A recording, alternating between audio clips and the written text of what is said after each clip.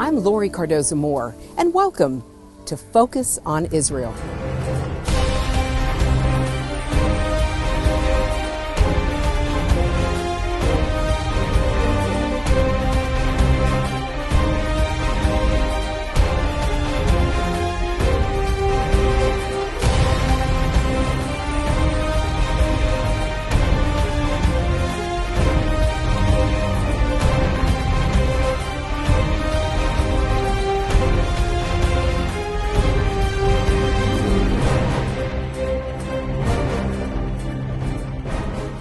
Hello, and thank you for joining me today on Focus on Israel.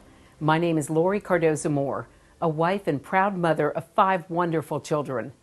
Like most Americans, I began to ask a lot of questions about what happened to our country following 9/11. As I read and talked to experts, the issues of radical Islam and the attacks on America and Israel became extremely personal to me.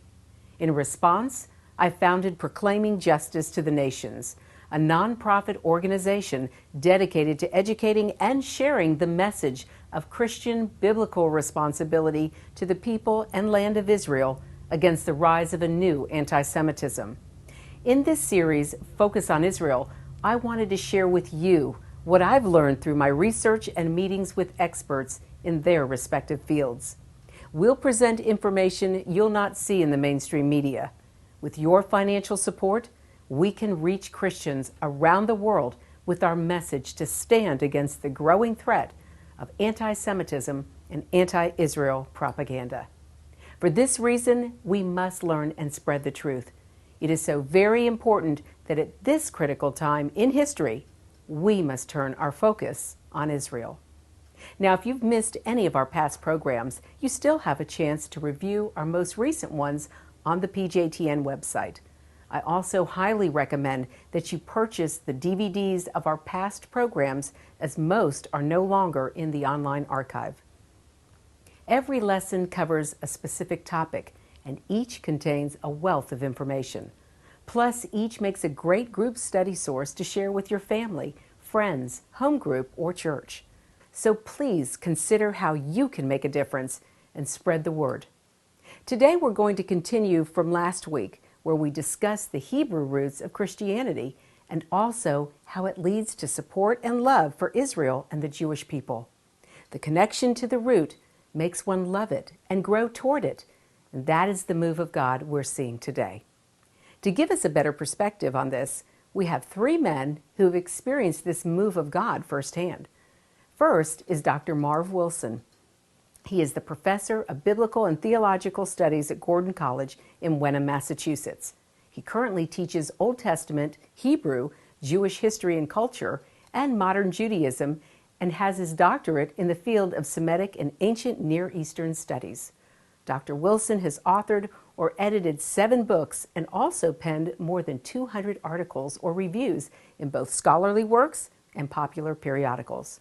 4 of his books deal with the relationship between Christianity and Judaism.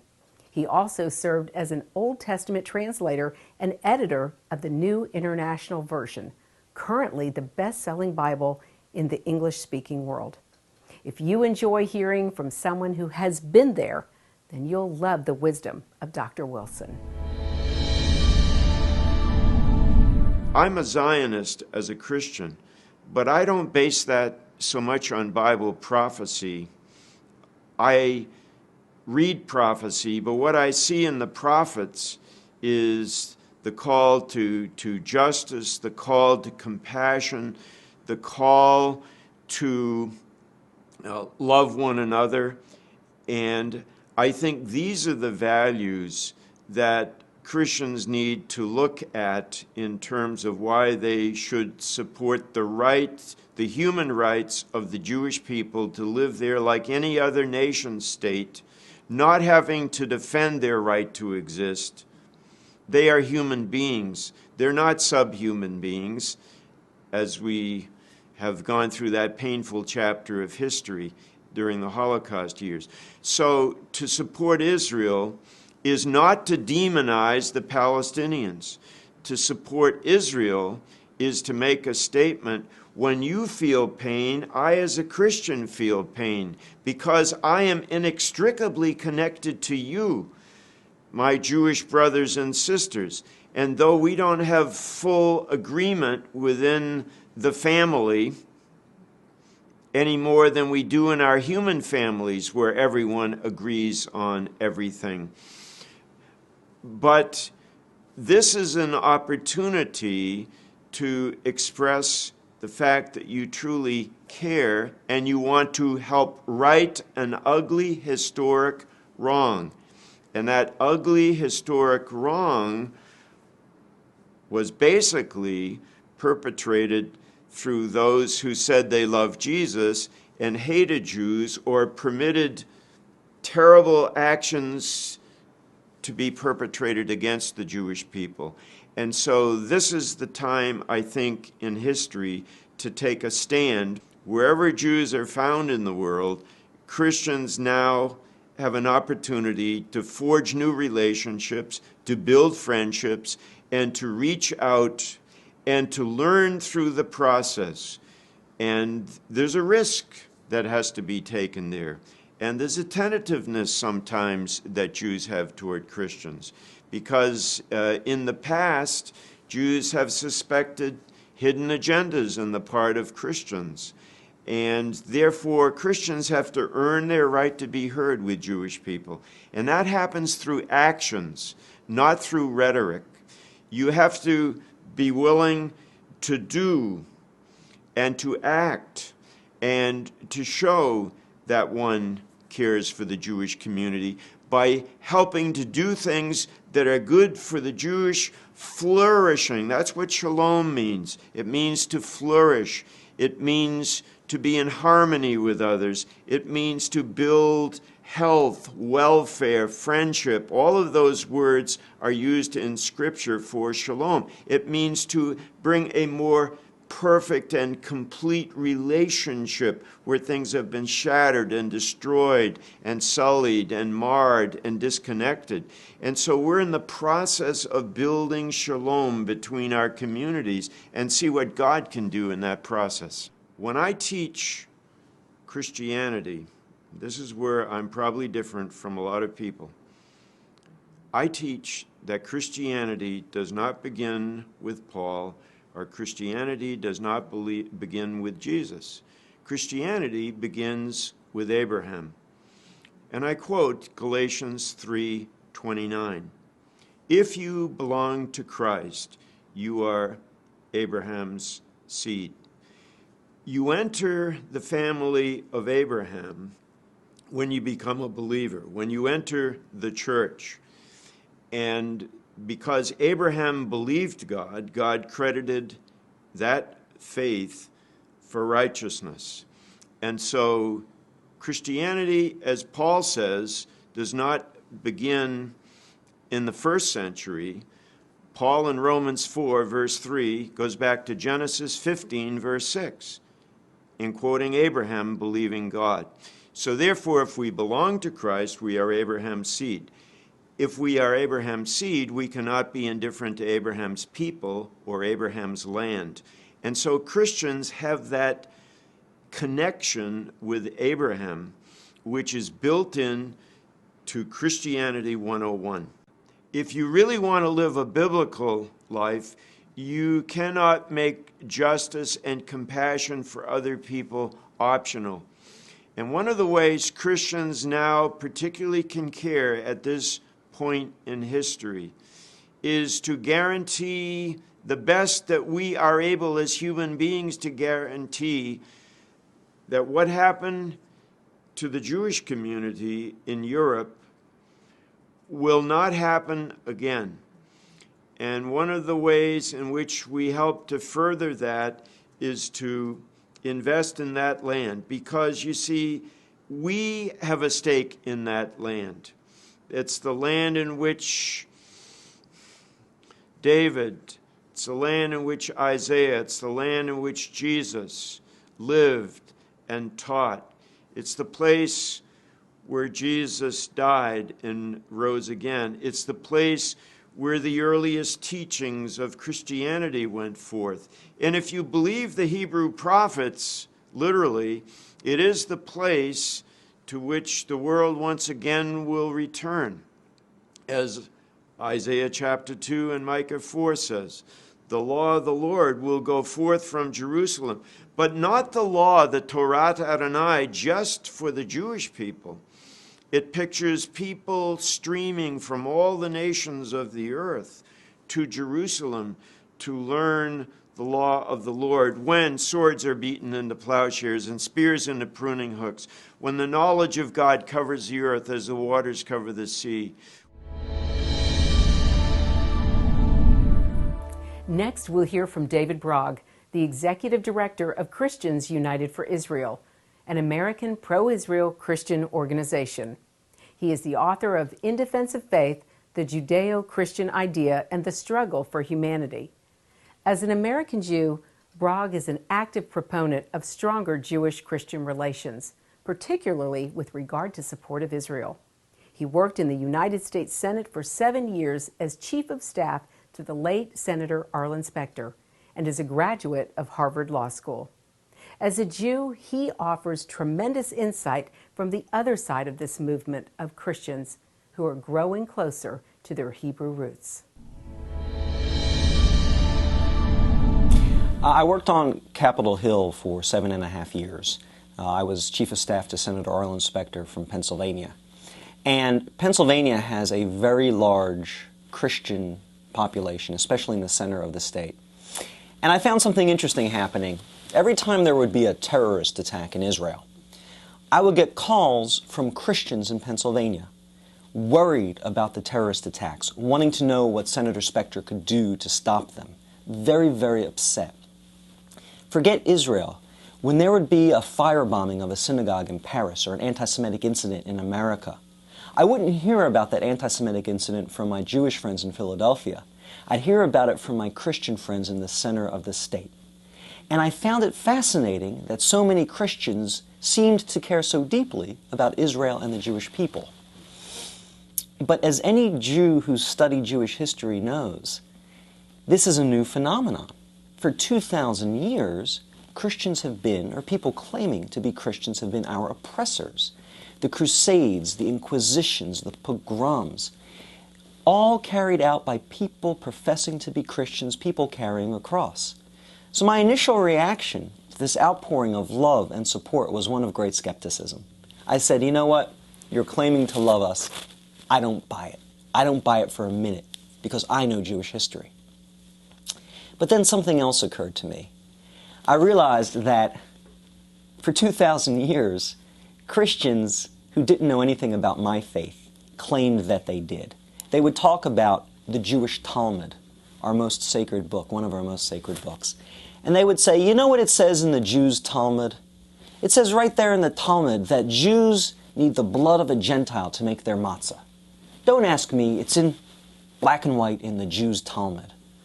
Or you know what else is in the Jews' Talmud, the anti-Semites would say? They'd say, in the Talmud it says it's okay to kill a Gentile. The only prohibition on murder is against a fellow Jew. It's right there in the Jews' Talmud.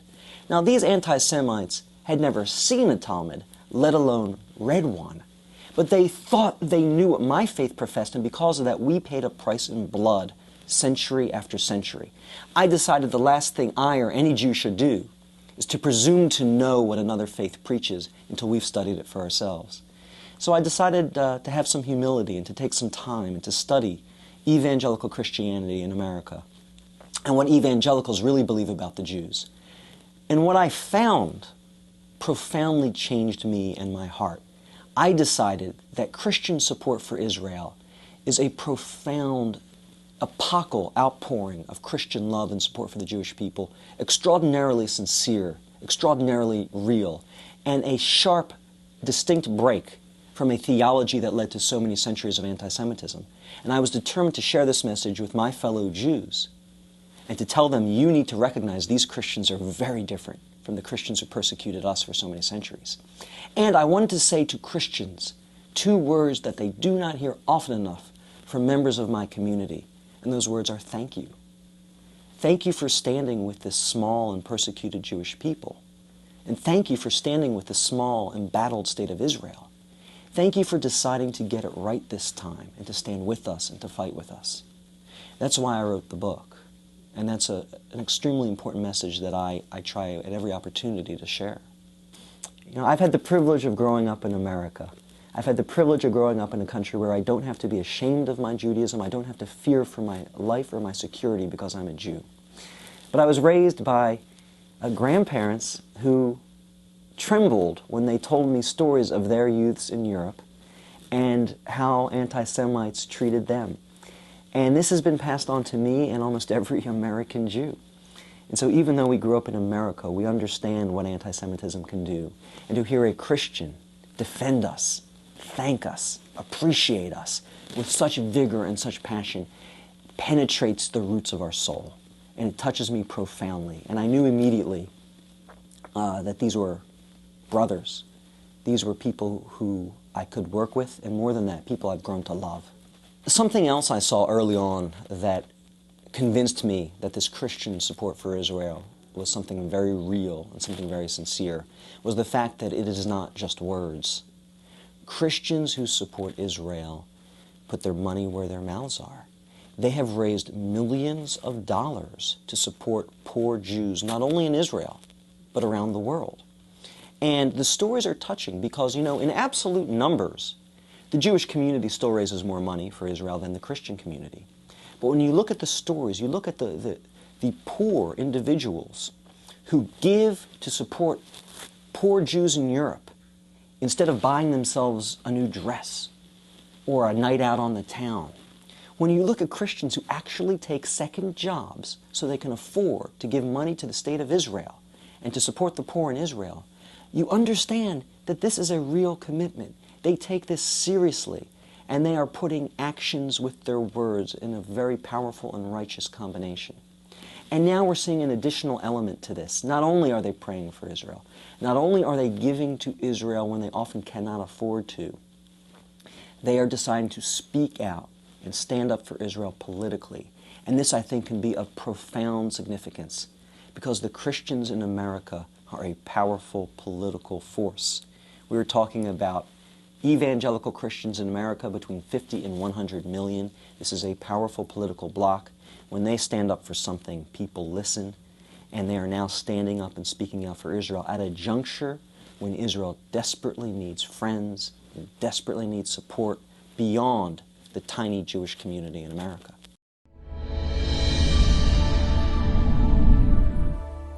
Our look at the Hebrew roots would not be complete without hearing from Pastor Stephen Bliss. His artistic and ministry talents have helped him become not only a successful musician and songwriter, but an inspirational leader as well. Early in his walk, Stephen discovered the roots of his faith and began to teach and preach it to others. He has pastored and led worship for churches in California and Tennessee, and now gives us his testimony to why the Judeo-Christian connection is more than a political concept.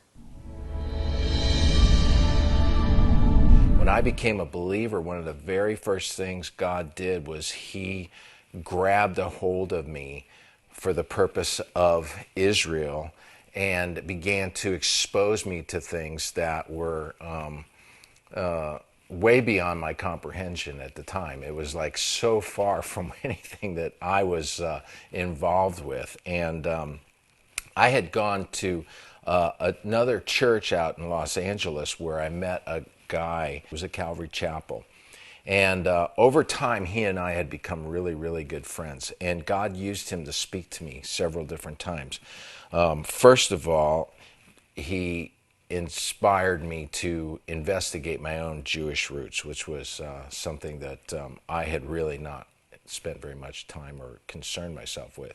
But because it was all happening simultaneously, it made a lot of sense that he would come and speak that to me because I was already sort of on this trek about Israel, and Israel was, it was burning in me. I couldn't get away from it, and the Jewish people, and I had remembered when I was a kid, my parents had taken me to see the movie Exodus. I was about 7 years old, and I was so impacted by the movie that when I came home, I played piano, and I went downstairs, and my parents still tell the story about hearing hearing the theme from the movie The Exodus coming from the basement, and they were completely blown away by the fact that here was this kid who just had seen this movie and was so inspired that he went down. The theme was just, it was coming exactly note for note. And so God took me on this journey that began almost instantaneous for me as a believer. And I just started digging deeper and deeper and deeper. And that's when God really began to invest in me this whole idea of the Hebrew roots and returning to the Hebrew roots. And there was something way bigger and way more profound to it than what just meets the eye. And that was like, early mid 80s. And I've been on that journey ever since. And I started teaching it, and I started investigating Christianity from a Hebraic perspective, and over time that became sort of the fire that burned in me, and it's a personal dynamic, and it's this: God has a house, and He has a way of doing things, and that house is built upon a foundation, and the foundation of that house is Abraham, Isaac, and Jacob. And as a son to a father and mother, when I lived at my mom and dad's house, I lived under their rules. It was their house, it is their house, and I had to respect and honor and obey the way they lived. I couldn't just live my own way, my own style, my own thing. And when I left, I went off and did my own thing. I went and figured out what was my life and what was what I thought worked and what mattered to me. But every time I go back to my parents' house, every time, I come back into their rules. I respect their wishes. It's their dynamic. And what really hit me is that over time, darkness knew that a house divided could not stand.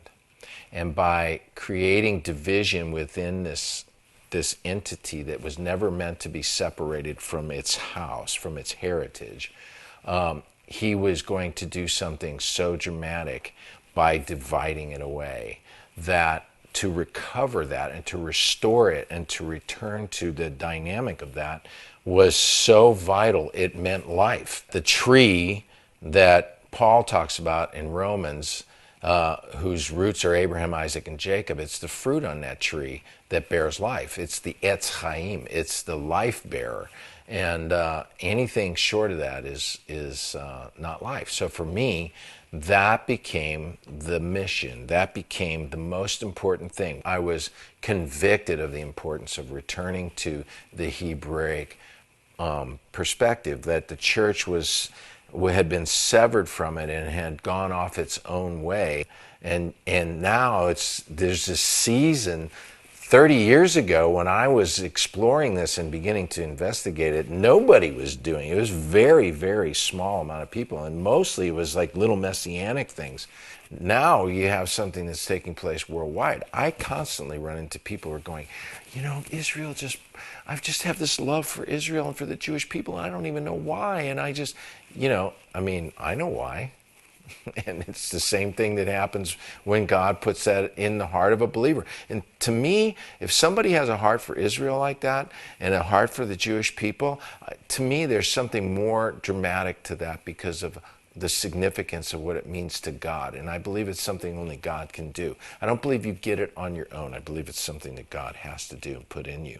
And it changes you, and it makes you sensitive to the dynamic of anti-Semitism. And it makes you sensitive to the importance of Israel and its existence. And it makes it dramatically important for the purpose of ushering in the return of Yeshua and the end of all things. That's our show for today, and I want you to know we appreciate hearing from you. Please send your comments and questions to comments@pjtn.org. The time to stand up is now.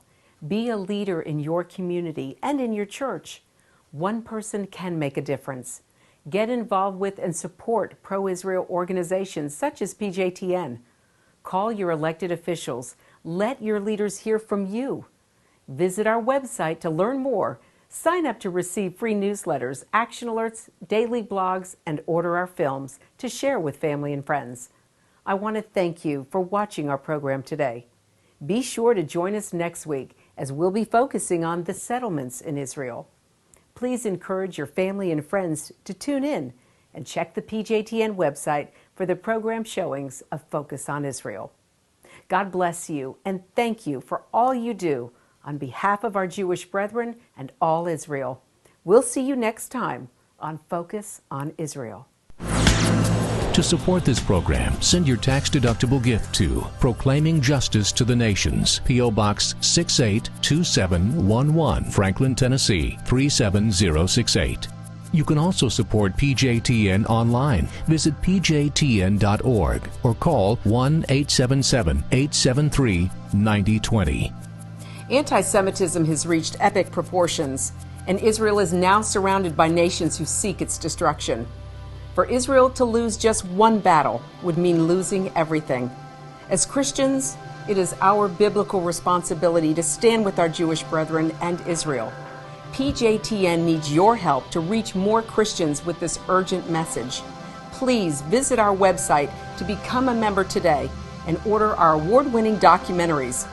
You must decide that you won't be silent. Sign up now at pjtn.org.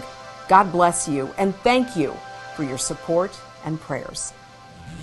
Focus on Israel is now available on DVD. Each program DVD contains a wealth of bonus materials, including the premier program that started it all, Focus on Israel, program number 1. Also, bonus interview cuts with experts in their respective fields. Informational videos from PJTN documentaries, including Israel Indivisible, The Case for the Ancient Homeland. Lest We Forget, 9/11 and the Rise of Islam. The Forgotten People, Christianity and the Holocaust. Disinformation, the secret strategy to destroy the West. Plus the award-winning music video, The Forgotten People. Focus on Israel program DVDs, great educational tools to combat anti-Semitism. Arm yourself and order today. Please go online to pjtn.org. To order, just click on the Store tab. Thanks and blessings from Focus on Israel.